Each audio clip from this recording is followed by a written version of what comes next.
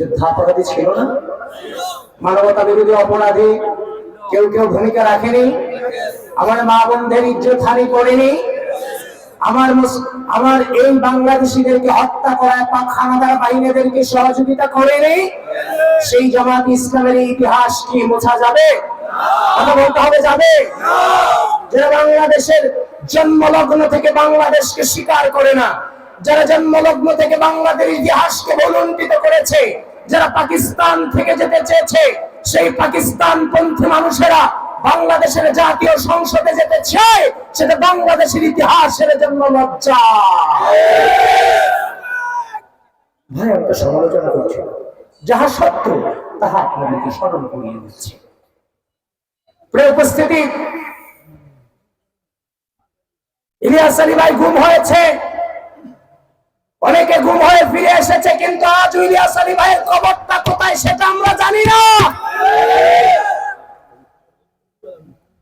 নির্যাতিত হয়েছে, নিপীড়িত হয়েছে, গুম হয়েছে, খুন হয়েছে, এখানে অসংখ্য ব্যক্তি আছে।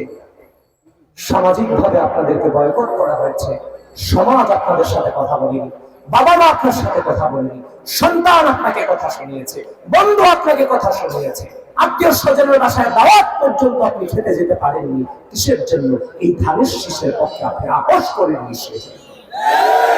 সেই ধানের শীষকে কি আপনি হেরে যেতে দেখবেন? হেরে যেতে দেখবেন? যে আদর্শের জন্য, যে সিম্বলের জন্য, যে মার্কার জন্য আমরা আপোষ করিনি, পৃথিবীর কোন শক্তি আমাদেরকে ভয় পাওয়াতে পারেনি। এই ধানের শীষ শুধু মালিক ভাইয়ের মার্কা নয়, এই মার্কা বাংলাদেশের স্বাধীনতা সার্বভৌমত্বের প্রশ্নে আপোষহীন লড়াইয়ের প্রতীক হচ্ছে ধানের শীষ। আপনাদের যেহেতু আপনাদের আমরা বিশাল সংগঠন, অনেক প্রতিযোগী থাকে, যেখানে প্রতিযোগী থাকে না সেটা সংগঠন হতে পারে না। আমাদের কয়েকজন প্রতিযোগী থাকে, পার্টি একজনকে নমিনেটেড করে, কিন্তু মার্কা ওনার সম্পত্তি না। মার্কা কার? বাংলাদেশের। মার্কা কার? সুতরাং ধানের শীষের প্রশ্নে কোনো আপোষ হওয়ার কোন সুযোগ। প্রিয় উপস্থিতি, আমি বিশ্বাস আমাদের মনে যে অবস্থায় আমরা যে অবস্থায় থাকি না কেন, ধানের শীষের পক্ষে বিজয় নিয়েই আমরা ঘুরে ফিরব ইনশাআল্লাহ। এই সিলেটের প্রতিটা আসন ধানের শীষ বিজয় হবে ইনশাআল্লাহ। 360 আউলিয়ার দেশ, এই 360 আউলিয়ার দেশে বিএনপি বিজয়ী হবে ইনশাআল্লাহ। কিন্তু কথা হচ্ছে, আমরা দীর্ঘ যে লড়াই করেছি, সেই লড়াইয়ের পাশাপাশি শুধুমাত্র আমরা লড়াই করিনি। একদিকে যেমন লড়াই করেছি, আরেকদিকে আমরা আমাদের পলিসি সাজিয়েছি যে যদি আপনারা কি ক্ষমতাশীল হতে চান না দায়িত্বশীল হতে চান? কথা বলতে হবে, ক্ষমতাশীল হতে চান না দায়িত্বশীল হতে চান? হাসিনার যে ক্ষমতাশীল কেউ ছিল বাংলাদেশে?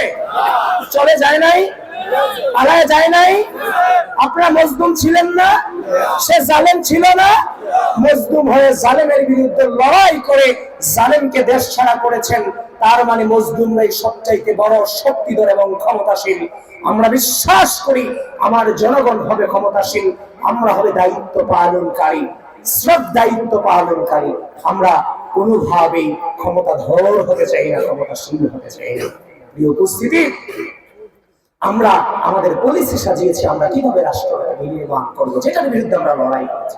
আমরা পলিসি নিয়ে এসেছি যে আমি আমার যেমন সংস্কার প্রয়োজন, এই রাষ্ট্র যেমন স্থিতিশীলতার জন্য স্থায়ী সংস্কার প্রয়োজন, সেই সংস্কারের প্রস্তাবনা 2023 সালে সর্বপ্রথম আমরা বলেছি। যত প্রকারের সংস্কার আজকে তারা কথা বলে, সকল সংস্কারের কথা আমরা বলেছি। ঠিক একই সাথে আমার বাংলাদেশের মানুষের জীবনযাত্রার মান উন্নয়ন করবার জন্য কি কি পলিসি প্রয়োজন, ফ্যামিলি কার্ড প্রয়োজন, কৃষকদের জন্য কৃষক কার্ড প্রয়োজন, শিক্ষা ব্যবস্থাকে ধ্বংস করা হয়েছে সেই শিক্ষা ব্যবস্থাকে পুনর্গঠন করবার জন্য কি কি পলিসি আনবো সেটাকে আমরা জাতিসংঘে উপস্থাপন করেছি। স্বাস্থ্য খাত কিভাবে আমরা পুনর্গঠন করবো সেই বিষয়ে আমরা কথা বলেছি। বাংলাদেশের পরিবেশ ব্যবস্থা অত্যন্ত নাজুক পর্যায়ে চলে গেছে, সেই পরিবেশ সবুজায়ন করবার জন্য কি কি পদক্ষেপ গ্রহণ করবো আমরা সেটা বলেছি। এভাবেই বাংলাদেশের ক্রীড়াকে ক্রীড়াকে প্রফেশন হিসেবে মর্যাদা হবে সেটার কথা বলেছি। আমার ইমাম মুয়াজ্জিন যাদের কোনো সামাজিক ভাবে রাষ্ট্রীয় ভাবে মর্যাদা ছিল না, তাদের মর্যাদা এবং মাসিক সম্মান থেকে শুরু করে তাদের যথাযথ মর্যাদা কিভাবে আমরা দেব সেই পলিসি আমরা সামনে নিয়ে এসেছি। কিন্তু দুর্ভাগ্যজনক হলো সত্য, এমন একটা পর্যায়ে আমরা পৌঁছেছি আমাদের যে অপোজিশন হিসেবে যারা লড়াই করছে তাদের কোনো পলিসি নাই, তাদের আছে অপপ্রচার। তাদের কি? তাদের রাজনীতি লাশের রাজনীতি, লাশের রাজনীতি। তাদের রাজনীতি হচ্ছে অপপ্রচারের রাজনীতি, তাদের রাজনীতি হচ্ছে দূতাবাসে ধর্ণা দেওয়ার রাজনীতি, তাদের রাজনীতি হচ্ছে এই যে দেখেন লাশের রাজনীতি। ওসমান হাদি ভাই যখন হত্যা, তাকে যখন গুলি করা হয়, আমরা চেয়েছিলাম ওসমান হাদির বিচার, আর এরা ওসমান হাদির ভাইয়ের হত্যার যে গুলিবিদ্ধ হয়েছে, গুলিবিদ্ধকে টার্গেটেড করে মির্জা আব্বাস ভাইয়ের বাসার ইট খুলে আনার চেষ্টা করে নাই, অপচেষ্টা করে নাই, গুজব ছড়ায় নাই। এরা সর্বপ্রথম বিচার চায় নাই, এরা চেয়েছে লাশের রাজনীতি করবার জন্য। এখনো পর্যন্ত ওসমান হাদি ভাইয়ের বিচার এরা চায় না। আমরা বলতে চাই ওসমান হাদি ভাইয়ের বিচার সর্বপ্রথম আমরা চেয়েছি, আমরা ওসমান হাদি ভাইয়ের হত্যার বিচার করব। কিন্তু ওসমান হাদি ভাইয়ের যে লাশের রাজনীতি তোমরা করছো, সেই লাশের রাজনীতি তোমাদেরকে আর করতে দেওয়া হবে না। এই বন্ধুগণ, পাবনায় দেখে থাকবেন জামাত ইসলাম এবং তার ছাত্র সংগঠন শিবির তার নিজেদের উপর গুলি করে বিএনপির উপর দায় দেওয়ার চেষ্টা করে নাই। সামনের নির্বাচনের দিন এই অসংখ্য এই ধরনের ঘটনা ঘটার সম্ভাবনা আছে। এরা নিজেদের উপর ক্ষতি করে এরা আপনাদের উপর দায় দেওয়ার সম্ভাবনা আছে। এরা লাশের রাজনীতিতে বিশ্বাস করে। এরপরে আসেন এরা অপপ্রচার করে। আমরা যে পলিসি গুলো নিচ্ছি এগুলো নিয়ে এরা অপপ্রচার করে। কোন পলিসি এখনো পর্যন্ত দেখাতে পারেনি। এরা যে ইশতেহার ঘোষণা করেছে তারা বলে না সারাদিন দিল্লি না ঢাকা স্লোগান দেয় না, তারা যে ইশতেহার ঘোষণা করেছে সেই ইশতেহারে 6টা ছবি ব্যবহার করেছে। 6টা ছবি ভারতের বিভিন্ন রাজ্যের মানুষদের ছবি এরা ব্যবহার করেছে। বাংলাদেশি মানুষেরা ইশতেহারে ব্যবহার করার জন্য ছবি এরা পায় নাই। এরাই নাকি আধিপত্যবাদের বিরুদ্ধে লড়াই করে দিল্লি না ঢাকা স্লোগান দেয়। যারা মুখে বলে এক, অন্তরে আরেক। এই বাংলাদেশে যদি কোনো সাক্ষাৎ মুনাফিককে তোমরা দেখতে চাও তাহলে জামাতের দিকে তাকাও, তাহলে মুনাফিকের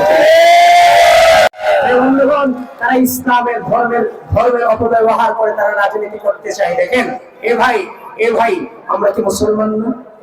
এ ভাই আমাদের ধর্ম কি ইসলাম না? নারে তাকবীর আল্লাহু আকবার স্লোগান কি জামাতের স্লোগান না মুসলমানের স্লোগান?